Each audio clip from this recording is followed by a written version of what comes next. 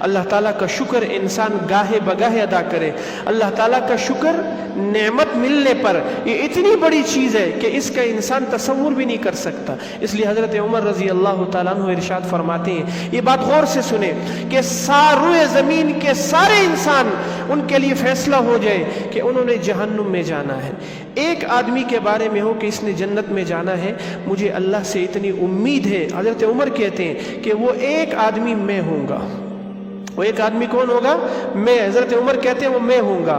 اور اگر روئے زمین کے سارے انسانوں کے لیے فیصلہ ہو جائے کہ انہوں نے جنت میں جانا ہے، ایک آدمی نے جہنم میں جانا ہے، حضرت عمر کہتے ہیں مجھے اللہ سے اتنا خوف ہے کہ وہ آدمی بھی میں ہوں گا۔ تو ایمان کس چیز کا نام ہے؟ الایمان بین الخوف والرجاء، امید اور خوف کی درمیانی کیفیت کا نام ایمان ہے۔ اتنا ڈر بھی نہ ہو کہ انسان بیوی بچوں کو بھول جائے اور جنگلوں کے اندر نکل جائے اور رہبانیت کی زندگی اختیار کر لے، نہیں، اور اتنی امید بھی نہ ہو کہ انسان نیکیاں ہی چھوڑ دے۔ تو ایمان نام ہے کس چیز کا؟ خوف اور امید کی درمیانی کیفیت کا، کہ انسان خوف اور امید کی درمیانی کیفیت کے اندر زندگی گزارے۔ تو یہ کیا ہے؟ انسان کے لیے سب سے جو ہے بہت بڑی نعمت ہے۔ اور یاد رکھیں حضرات محترم، اللہ تعالیٰ جب شکر کا مادہ انسان کے اندر پیدا کر دیتے ہیں تو یہ انسان جب اللہ کی طرف سے کوئی مصیبت آتی ہے تو یہ فوراً اس کی توجہ کس کی طرف جاتی ہے؟ اللہ کی ذات کی طرف جاتی ہے۔ اس کے کروڑوں کا نقصان ہو جائے، اس کے لاکھوں کا نقصان ہو جائے، آپ نے دیکھا ہوگا شکردار بندہ اور ناشکر بندے کا فرق میں آپ کو بتاتا ہوں۔ ایک ناشکر انسان ہے، اس کی ایک مرغی بھی مر جائے نا تو وہ اللہ سے گلے شکوے شروع کر دیتا ہے، اور ایک شکر گزار بندہ اس کے ہزاروں نہیں کروڑوں روپے کا نقصان ہو جائے تو وہ کیا کہتا ہے؟ وہ اللہ اس حالت میں بھی اللہ صبر کرتا ہے، اس حالت میں بھی وہ صبر کرتا ہے۔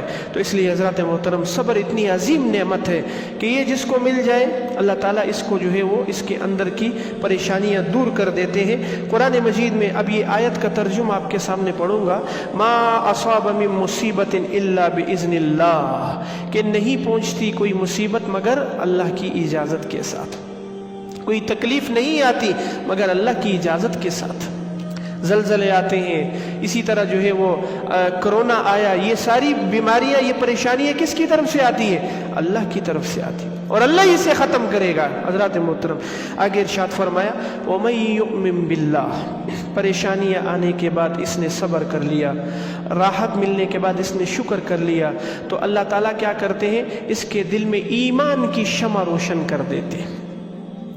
وَمَن يُؤْمِن بِاللَّهِ يَهْدِ قَلْبَهُ، ارشاد فرمایا جو ایمان والے ہوتے ہیں، یہ غور سے سنیں یہ بات، اللہ تعالیٰ ان کے ساتھ کیا معاملہ کرتا ہے؟ اللہ تعالیٰ ان کے دل کو ہدایت عطا فرما دیتا ہے۔ یہ کوئی معمولی بات نہیں ہے حضرات محترم، کہ دنیا میں ہر انسان چاہتا ہے کہ مجھے ہدایت مل جائے۔ اللہ تعالیٰ ارشاد فرماتے ہیں کہ یہ جب مصیبت پر صبر کرتا ہے ہم اس کے دل کو ہدایت عطا فرما دیتے ہیں۔ بہت بڑی نعمت ہے ہدایت کا مل جانا۔ تو مجھے ایک بات بتائیں، اللہ تعالیٰ اس کے دل کو، ایک ترجمہ تو یہ ہے کہ اس کے دل کو ہدایت عطا فرماتے ہیں، اور دوسرا ترجمہ یہ ہے کہ اللہ اس کے دل کو تھام لیتے ہیں۔ آپ نے دیکھا ہوگا ایک آدمی، میں نے آپ کو مثال دے دی کہ ایک کی مرغی مر گئی ہے، وہ ناشکری، وہ گلے شکوے کر رہا ہے، اور ایک کا پورا خاندان مر گیا، وہ بیچارہ جو ہے وہ کیا کر رہا ہے؟ صبر کر رہا ہے، اور وہ اللہ سے گلے شکوے نہیں کر رہا۔ یہ ہے دل کو تھام لینا۔ اللہ تعالیٰ انسان کے دل کو تھام لیتے ہیں، پریشانیاں دور ہو جاتی۔ اور یاد رکھیں جب نگاہ اللہ کی ذات کی طرف ہوتی ہے تو پھر کوئی مصیبت نہیں لگتی، پھر کوئی پریشانی نہیں لگتی۔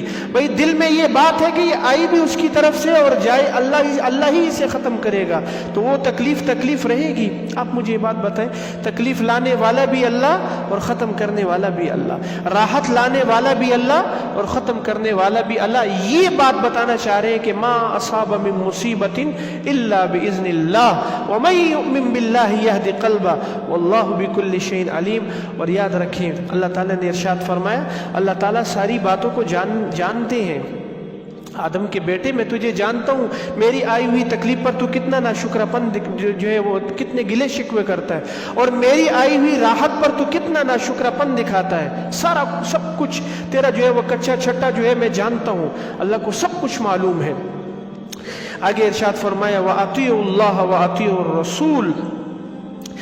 हजरत मोहतरम, एक जुमला ऐसा है कि भाई हम नमाज भी पढ़ते हैं ना, ज़कात भी देते हैं, कुरान भी पढ़ते हैं, हम जो है वो तहज्जुद भी पढ़ते हैं, सारी नेकी हज भी करते हैं, लेकिन अल्लाह ने एक जुमले के अंदर अपनी सारी जो है वो इताअतों को जमा कर दिया, और वो क्या है? अतीउल्लाह, अल्लाह की इताअत करो। ये नहीं कहा नमाज पढ़ो, ये नहीं कहा जो है क्या नाम है ज़कात दो, ये नहीं कहा रोज़ा रखो, ये नहीं कहा हज करो, साफ अल्फाज में कह दिया अतीउल्लाह, अल्लाह की इताअत करो। इताअत के अंदर सारी चीजें जमा हो गई, उसके अंदर इबादात भी आ गई, मामलात भी आ गए, अखलाकियात भी आ गई, रहन सहन भी आ गया, लोगों के साथ जो है मामलात भी आ गए, सारी चीजें इस इताअत के लफ्ज में जमा हो गई। इसलिए हज़रत मोहतरम, तहज्जुद गुजार आपको बहुत ज़्यादा मिलेंगे, रोज़ेदार भी मिलेंगे, शब बेदार भी मिलेंगे, पे दर पे हज करने वाले भी मिलेंगे, लेकिन नेक लोग आपको बहुत कम मिलेंगे। ये बात मैंने बहुत जो है वो आप इसके अंदर कभी गौर करें।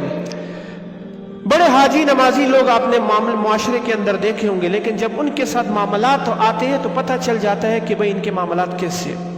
अल्लाह ताला ने हमें ये कह दिया अतीउल्लाह, मेरी इताअत करो। इताअत के अंदर सारी चीज़ें आ गई। तो मुझे ये बात बताइए, जब इताअत आती है तो अल्लाह ताला सारी खूबियाँ इंसान के अंदर पैदा कर